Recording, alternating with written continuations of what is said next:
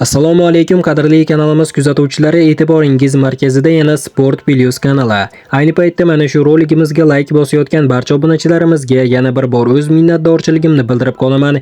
Ekran oldiga yaxshilab joylashib oling, like bosishni hamda kanalimizga obuna bo'lib qo'yishni unutmang. Men esa bugungi dasturimizni boshladim. Gvardiola Husanovga qanday talablar qo'ydi? Hozirgi Manchester City'ning eng nozik nuqtasi o'ng qanot himoyasi hisoblanadi. Josep Gvardiola anchadan beri tarkib tanlashda bu pozitsiyani yopishga qodir o'yinchi topishga qiynalib kelayotgan edi. Ilgari himoyaning o'ng qanotida Kyle Walker o'ynagan. Angliya futbolchisi Etihad Arenada 8 yil to'p tepdi. Bu muddat ichida u 319 ta uchrashuvda ishtirok etib, jamoa bilan 18 ta sovrin yutdi. Angliya Premyer Ligasi tarixidagi eng zo'r qanot himoyachilardan biri sifatida e'tirof etildi. Kyle Walker yanvarda klubni tark etgandan keyin uning o'rnida asosan Mateus Nunes va Rico Lewis o'ynab kelayotgan edi. Joriy mavsumning boshidagi uchrashuvlarda bu himoyachilarning xatosi jamoaning 2 mag'lubiyatiga sabab bo'ldi. Shundan keyin Josep Gvardiola bu pozitsiyaga asli markaziy himoyachi bo'lgan Abduqodir Husanovni qo'ydi. Qarabsizki, o'zbek futbolchisi Manchester United, Napoli va Arsenalga qarshi uchrashuvlarda o'ng qanotni zo'r o'ynab berdi. Muxlis va mutaxassislar uni Kyle Walkerning o'rnini bosishga qodir o'yinchi ekanini tan oldi.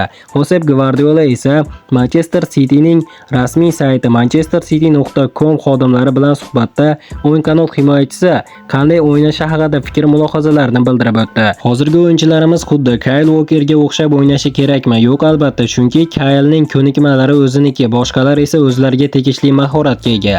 Menga qolsa, ilgari bizga juda ko'p yordam bergan avvalgi o'yinchilarning barchasini ham jamoada qolishini istagan bo'lardim. Lekin futbol shunaqa. Kimdir ketishini xohlasa, klubda qolmoqchi bo'lmasa, biz nima ham qila olardik. Bizda o'z karyerasini qurayotgan boshqa o'yinchilar bor. O'z ishingizni bajaring, mahorat va ko'nikmalaringizni ishga soling, professionallardek yashang, har hafta bitta yoki 3 ta uchrashuvda qatnashing. Mana shularning klubning talabi. Abduqodir Husanov, Mateus Nunes va Rico Lewis shu kunlarda o'z faoliyatini qurib, uni rivojlantirib borishi kerak. Jamoada uzoq muddat o'ng qanotni egallab kelgan Kyle Walkerning o'rnini bosish juda og'ir albatta. Chunki u 8 yil davomida bir mavsumda 55-60 ta uchrashuv o'tkazgan paytlar bo'lgan. Sovrinlar yutganmiz, biroq bu faqat Kyle tufayli bo'lmagan. Uning o'rnini to'ldirish qiyin, lekin klub shunday qilishi kerak. Husanovning o'ng qanotdagi o'yini haqida nima deyishim mumkin? Abduqodir qanotda yaqinda o'ynay boshladi va men uning harakatlaridan qoniqyapman. Bu pozitsiyada Mateus Nunes, Rico Lewis va John Stones ham o'ynashi mumkin. Bu nuqtai nazardan hammasi joyida, ammo klub o'ng qanot himoyasiga yangi ijrochi qidiryaptimi yoki yo'q? Bunisini bilmayman, dedi Josep Gvardiola. Ma'lumot uchun aytib o'taman do'stlar, Abduqodir Husanov 2025-yilning 20-yanvardan kelgandan beri barcha turnirlarda 15 ta uchrashuvda maydonga tushib, o'z hisobiga bitta gol ham yozdirib qo'ygan. Joriy mavsumda e'tiboran 21 yoshli himoyachimiz Josep Gvardiola jamoasida asosiy tarkib o'yinchisiga aylandi va hozirda o'ng qanot himoyasida o'ynab kelmoqda. Qadrli do'stlar, albatta nima bo'lganda ham hamyurtimiz Abduqodir Husanovga omad tilagan holda kommentariyaga tushib, Olg'a O'zbekiston, Olg'a Abduqodir Husanov deb yozib qo'yishni unutmang do'stlar.